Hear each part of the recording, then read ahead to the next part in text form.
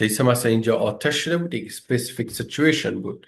مثلا اینجا پدر خودت گیم شکست داده بود، با وجودی که گیم هم نمیفهمید و هم دیروز یک specific situation هست. so uh, اینجا با ما گفته موضوع be able to را. اوکی، ما و شما میتونیم که be able to، خود be باید چی معنا؟ خب ایده بهتون مشخص کنم. خود be to be هستن. to be ما و شما چند تا خوانده؟ ما چند تا خوانده؟ to Five be verb 5. yes. چی خواندیم؟ is is M-R was were am or the present در زمان حال داریم. درست. در گذشته چی داریم؟ was were.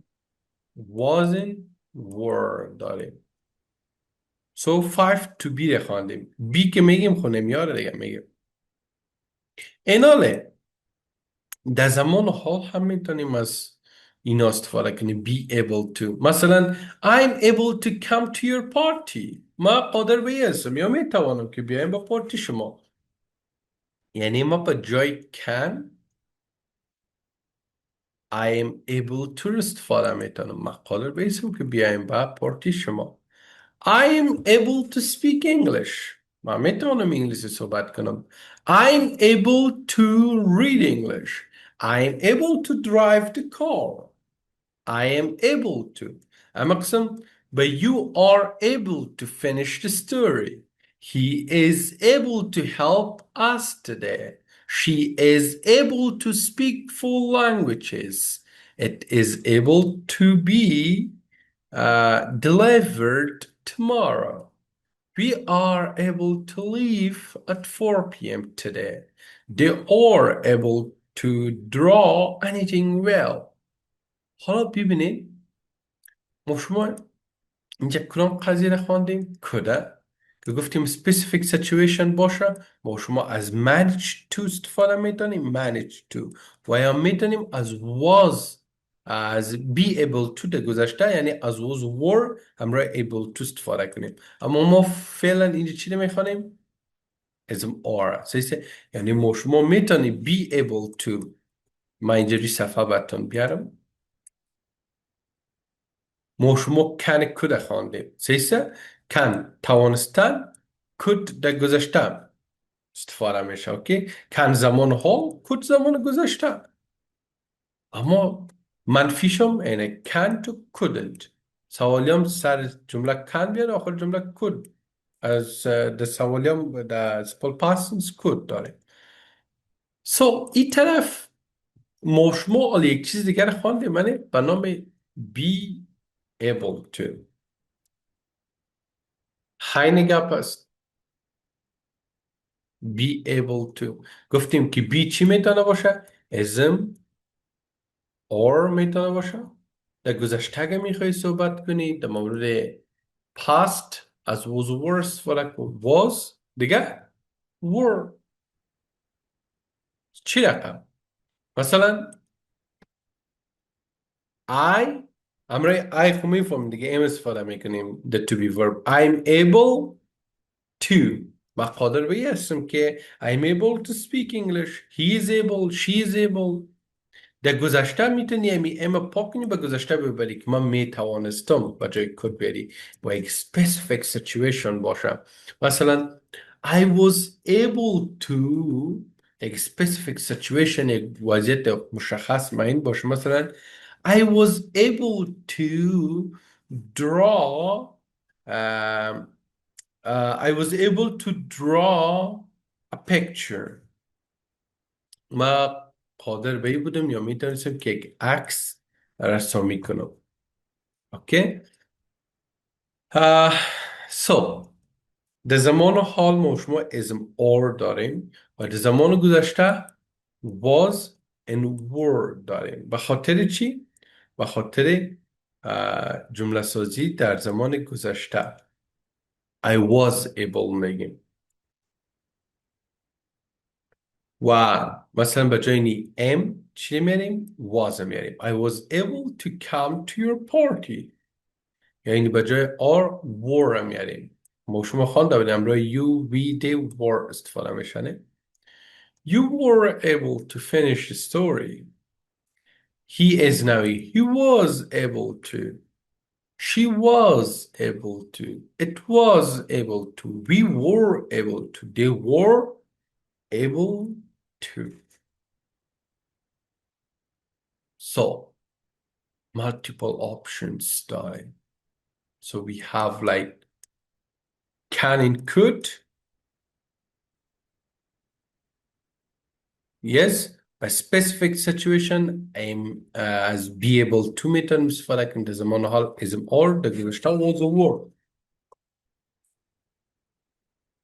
خب خدا کنه بخشم فهمیده باشین. Any question کسی؟ ما شما manage to able to را خواندیم be able to را که همراه اسم or was were تو استفاده کنیم. حال موضوع couldn't هست. مثبتش could هست نه؟ could منفیش چیست؟ couldn't. میگه couldn't can be used for general ability in specific situations. مثلا the book was long and boring. I couldn't finish it. من نتوانستم تمامش کنم. I couldn't finish it. That book was long and boring. I didn't manage to finish it.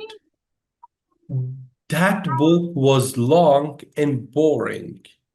And boring. I wasn't able to finish it.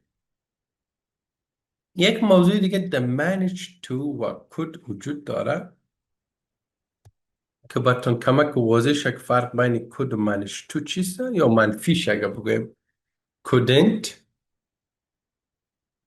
چیست sorry couldn't منفیش است چیست از manage to منفیش هم چون زمان گذشته است didn't manage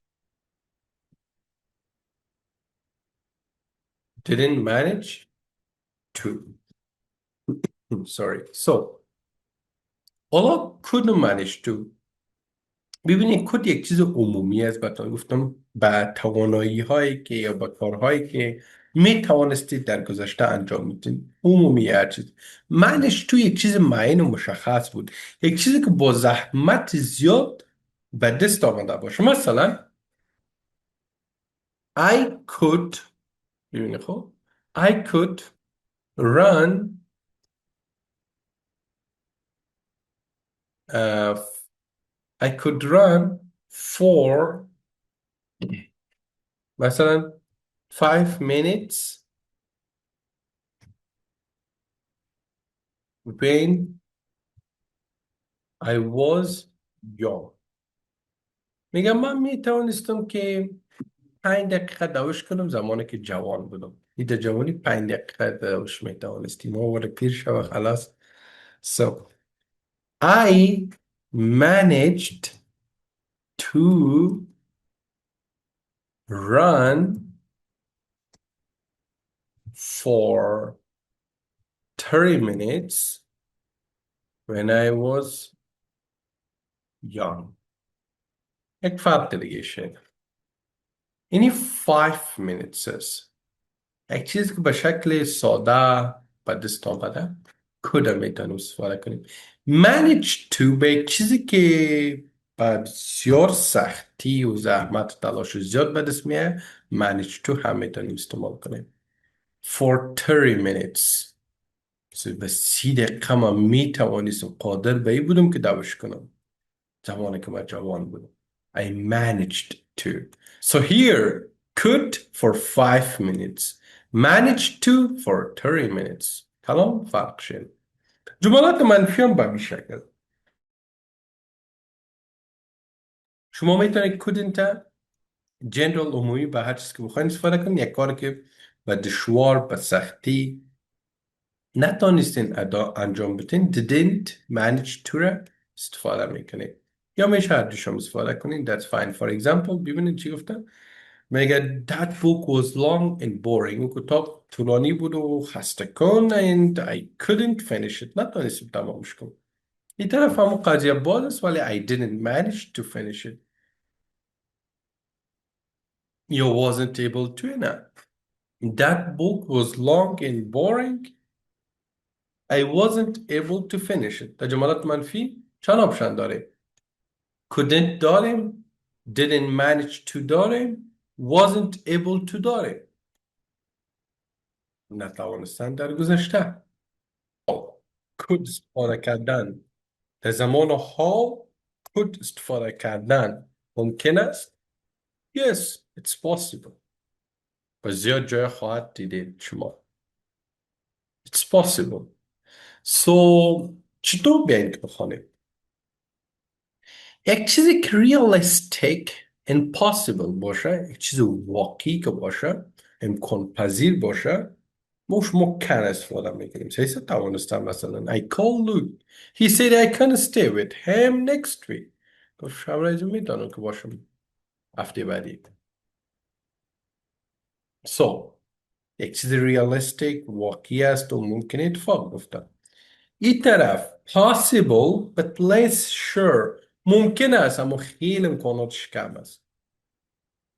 I could stay with Luke or I could stay with Well. I could stay with Luke or I could stay with Luke. So, with Well, sorry. میگه من ممکن همراه لوک باشم یا همراه Well. could در زمان حال استفاده شد اینجا به زمان حال اشاره میکنه. بعد چیزی که مهم است است که possible but less sure ممکن پذیر است و یا هم ممکن پذیر است ولی خیلی فیصدیش کم است. کن یک چیزی است فکر کنین که ممکن اتفاق بیفته از 90% تا 100%. اوکی. could یک چیزی است که زیر 50% است. less than 50% باشه. اوکی. لیستی یا میتونه که unrealistic باشه، غیر واقعی باشه. I'm so tired I could sleep for a year. unrealistic غیر واقعی باشه، میگه من خسته هستم I could sleep for a year، یعنی من میتونم که با یک سال بخوابم، من خسته هستم. این غیر واقعی است. یعنی unrealistic یک نفر خونه میتونه که با یک سال مکمل متواتر بخوابه. It's impossible. یک چیز غیر واقعی که باشه. I could sleep for a year.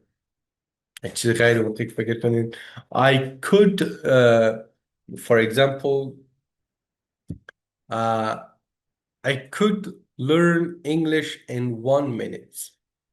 I could learn English in 1 minute. میتونم میلسی تو 1 دقیقه یاد بگیرم.